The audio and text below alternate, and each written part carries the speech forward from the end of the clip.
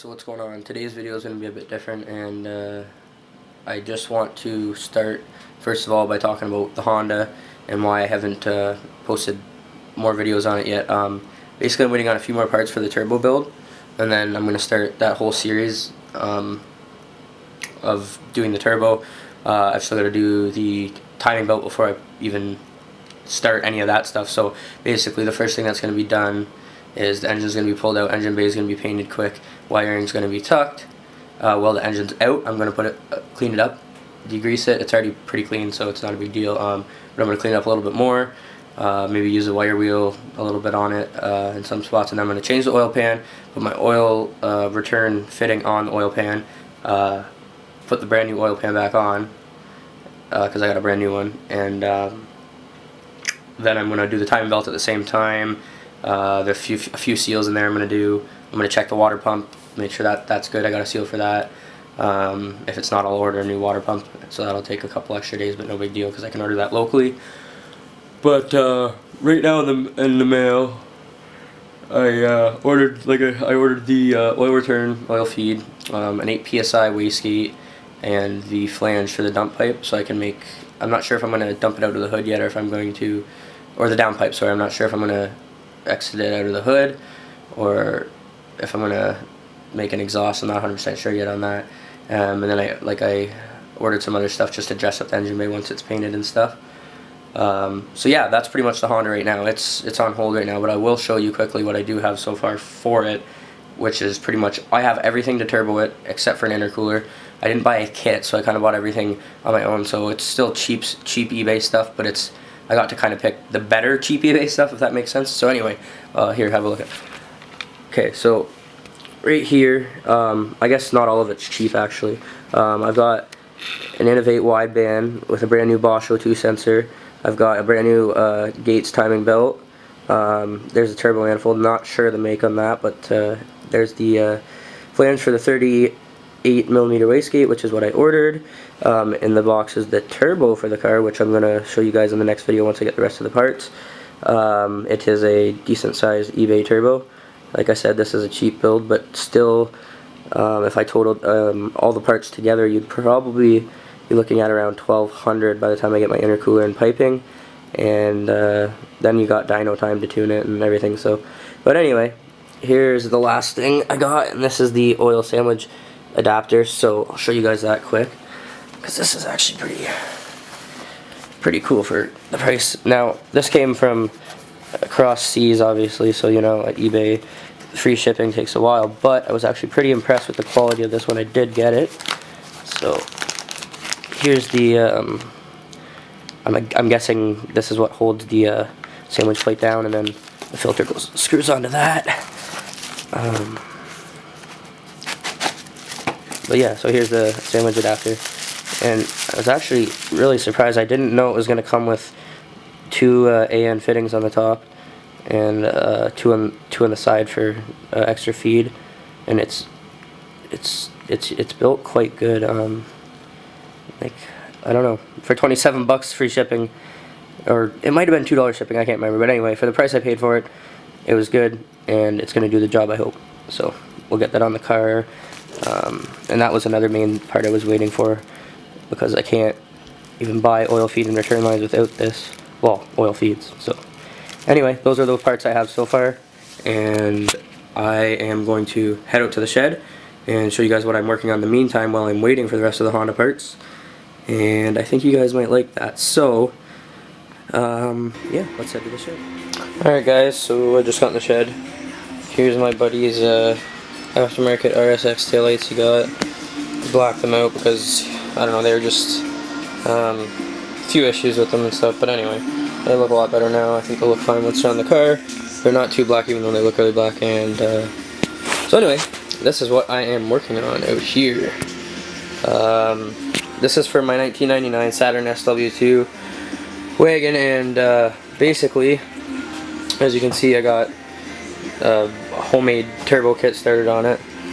Well, pretty much finished. I'm just putting it together now. The main reason I'm doing this is because, like I said earlier, I'm still waiting on the Honda parts and stuff. So because I'm still waiting on the Honda parts, I want to get this car done because I already did like all the body work on it last year and new ball joints and all that stuff. So basically, as soon as I get this engine done, I can throw it back in, hook up the wiring, and run it. And I don't care if this engine blows up. I was going to scrap the car eventually anyway, so I kind of just decided to put the turbo kit on. I used to be into Saturns before I was into Hondas, so that was where it kind of all started. But it actually, before I was into Saturns, my buddy had a Honda, and that's what got me into cars to start. And my Uncle Mike, he got me into cars way back in the day.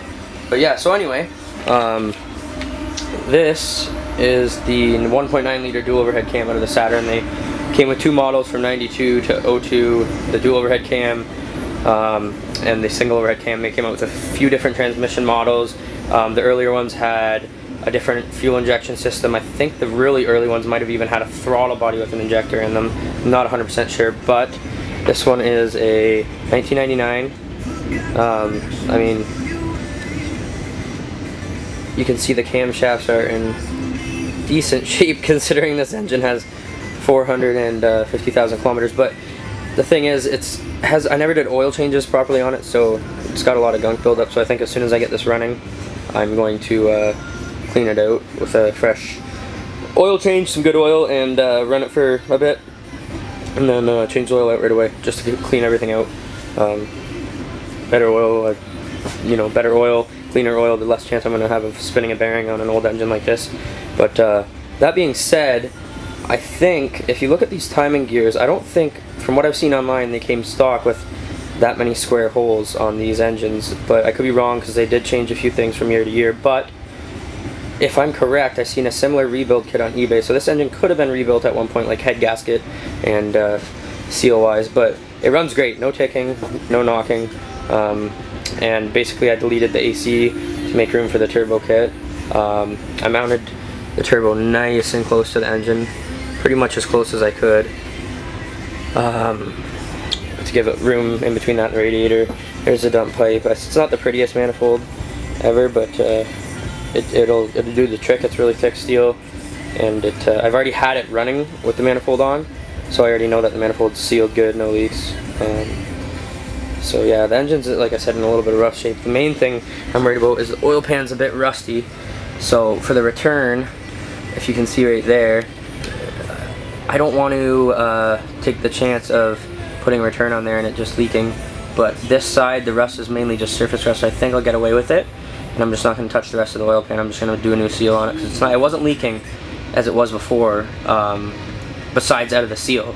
So, but last time I fixed one of these oil pans, I ground it down, all the rust and stuff, especially right down in there. I don't know if you guys will be able to see that with this lighting, but there's a really bad rust spot down in there. And yeah, so anyway, I tried grinding it down and repainting it, and I ended up, when I put it back on the car, it was actually leaking out of a couple spots where I grinded it. They must have had a pinhole just from the rust building up too much. So, basically what I'm doing next is I've already got the whole oil pan pretty much off. I got 2 bolts left underneath the crankshaft pulley, which I've got to take off with the impact gun here soon. So I'll get to doing that. I'm going to take the water pump off. It feels fine, but I'm just going to take it off, redo the seal, make sure it's nice and clean inside.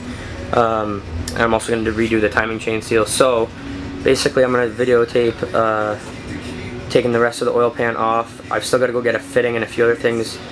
I've got the new intake manifold gasket for this and throttle body gasket, but I don't have any gaskets on that or the exhaust manifold right now. They're just lightly snugged on there, just so that's all going to be taken back off and gaskets put on. But that being said, I'm going to also remove the thermostat because these cars like to run a bit hot, and I just want to have full coolant flow all times, keep it as cool as possible. And now I do have coolant hookups on this because this is a turbo off of a 1.8 liter turbo Volkswagen. I'm not sure if they're the diesel or the gas one. I haven't really looked too much into that engine, but it makes 8 pounds of boost, I believe, on the stock wastegate, if this is a stock wastegate. No shaft play, it spins good, so it's kind of hard to see because it's so dark, but you can see there's like no shaft play. It spins. If I spin it right now with my hand, it'll actually stay spinning a bit, but yeah, no, good. It's gonna be neat, and I think this will probably end up being the first car that I get running, so then I think this will be the first car I take to the first race this year, I'll talk about more in the next video because I just got so much going on already. Now for the oil feed, very cheap oil feed system, brake line obviously, but you can see if you look way down in there, I put a fitting on into the turbo that I tapped and died fitting to fit inside the turbo. Put it in with a washer and gasket sealer on the threads, and then I ran the brake line, bent it nicely around the manifold. There's lots of room so it shouldn't get it hot, and it just comes back up and follows the valve cover, sorry, around to the back. It goes underneath the intake manifold, and sorry about this crappy zoom. This camera doesn't have autofocus. Well, it does, but it doesn't have the proper lens for taking videos, so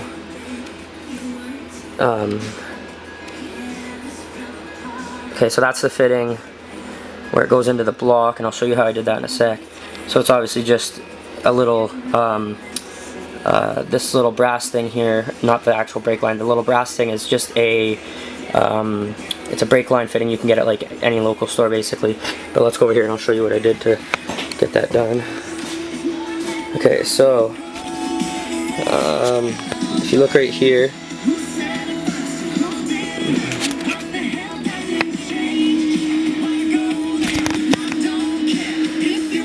if you look at this little thing, it's it came out of the block.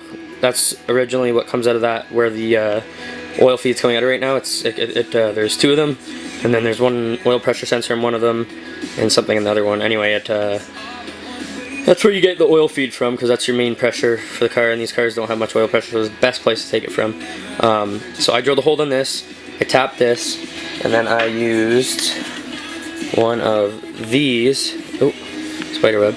Anyway, I used one of these, and obviously made it so it went into the thing I just showed you after I drilled the hole all the way through, and you can see the nipple on the bottom is just a little bit bigger than like a restrictor would be, which these cars have pretty low oil pressure anyway, so I think it should work out perfect with the brake line.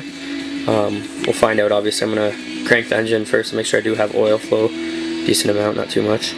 So anyway, that's that, and then the brake line just goes into that. So it's pretty simple. Standard flare on this, because the standard flare has better fittings I found to make it work with the turbo. So anyway, yeah, so I'll quickly get the impact unplugged in and take that pulley off.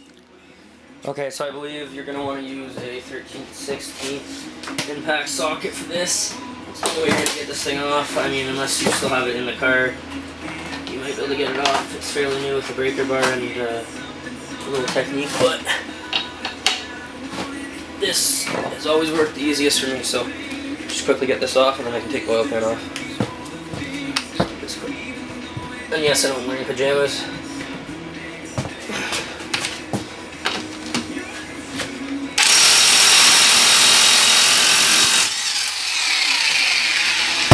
Okay, so it's leaking a bit of oil, which is weird, but that's because the oil pumps up in this area, so there's probably still just a bit of pressure in there. But you know what, that's never happened before, so I'm going to have to see what's going on with that. Okay.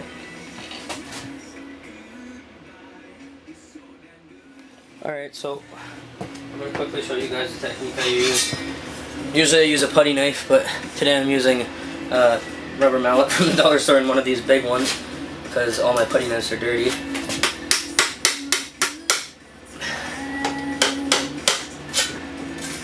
This I might have to use the corner, but see how it starts going through the seal.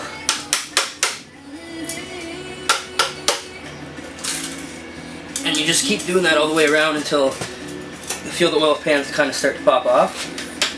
It's probably going to take a bit because this one's pretty old and on there pretty good.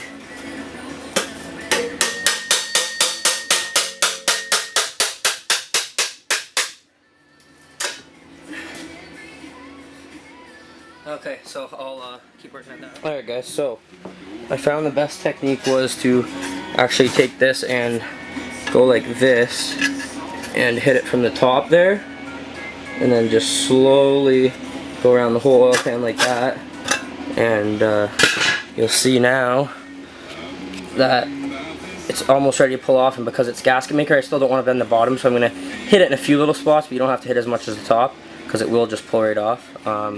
So yeah, I'll show you guys once I get that off, and we'll have a look inside. Alrighty guys, so got the oil pan off. Really good news. Absolutely not a single metal shaving or piece or anything that I could find. I thought for a second there was, because there was a small piece of gasket right there, and it was inside the oil pan. And when I seen it in the oil, it looked like a piece of metal, because the gray gasket maker is kind of shiny. So anyway, so yeah, everything's good. I want to take off the oil pickup here and the girdle plate, like the block plate or whatever that is, and I'm going to take those two off, and I'm going to take them inside, completely clean them up, and then I'm going to clean up obviously the whole surface of this, and then once that's all cleaned up, I will get the oil feed or oil return made up on the oil pan, and then put everything back together. So I'll show you guys once I get to making the oil return and how I'm going to do that. Okay, so I got the oil pan drilled, and this big hole here is obviously where the oil is going through. These two little holes are actually tapped, but because the metal is so thin, I'm just going to have to use some Loctite, and they do tighten down quite a bit. Like, I mean, I tightened fully down as much as I could by hand, and they're still fine. Hold on, let's see if I can get one of these in here.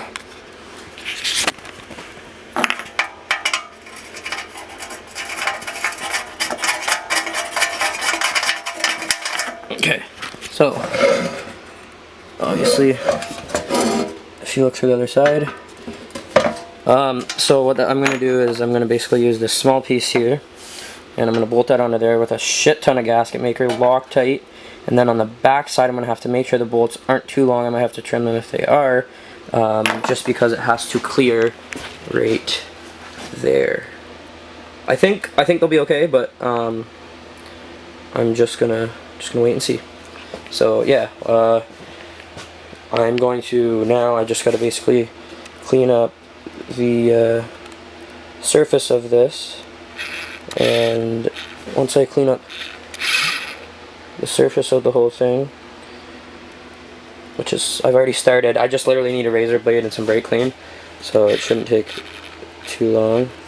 But yeah, I'll get that cleaned up. I'll get the oil pan put on, and I was going to do the timing chain cover gasket, but it doesn't seem to be leaking from anywhere. It seemed to be from the oil pan and stuff, and if it does start leaking, I can do it later.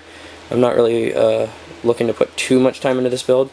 And yes, I got the engine flipped upside down, and actually while we do that, you can actually see right in here, there is cast marks, but there's no cracks anywhere near the wastegate flap, or whatever you want to call that thing. So anyway, turbo's good, no shaft play. I already showed you guys that. So I'm just gonna get this oil pan back on, find a piece of hose and some clamps, and then oil feed and return is done. I'm going to start painting a few small things, and then tomorrow I will probably start putting together, well, tomorrow or the next day depending, I will probably start putting together all the pulleys and stuff and everything that's painted, get the engine completely assembled, and then the next day after that I'm going to put it in the car.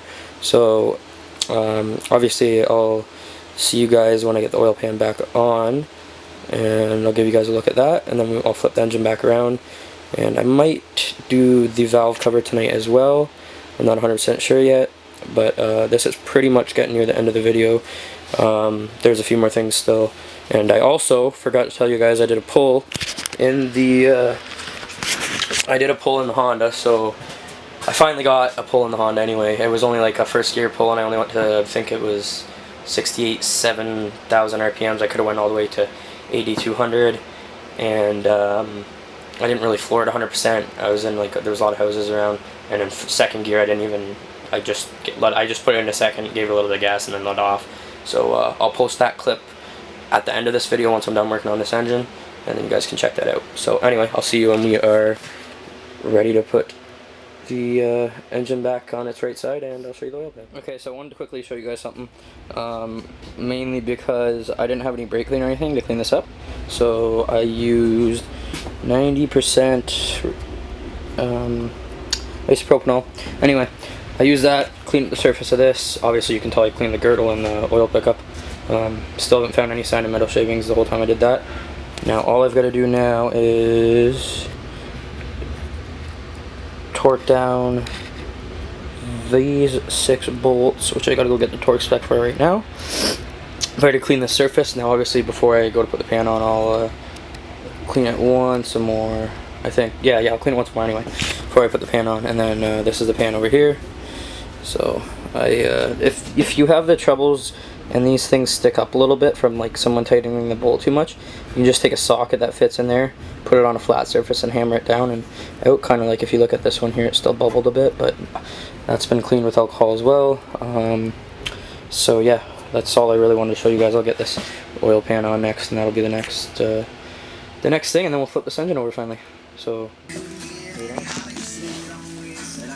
yes, it looks a little messy, but it's the perfect amount. You basically just want to put a bead, so if you look at it like this, well, that doesn't do justice, but if you look down there, see how the bead's just enough that when it spreads, it's going to spread perfectly. So that is ready to go on, and I put a little stud in here that I had laying around to help me get it on. I already put a little bit of sealer on these 2 cracks and stuff, so let's get it on.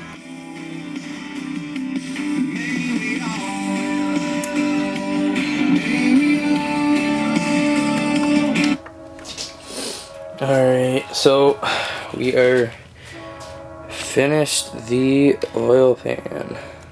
Finally, I'm so tired. Anyway, so it's like 1:36 as you just seen, and if you look nice and close, I gotta get this zoom worked out on this camera, it's driving me nuts. If you look nice and close, all the gasket makers just barely seeping out, just like what it should be. So the oil pan's good to go. I'm gonna let it sit a little bit longer before I actually flip anything around on it. So, oh, excuse me.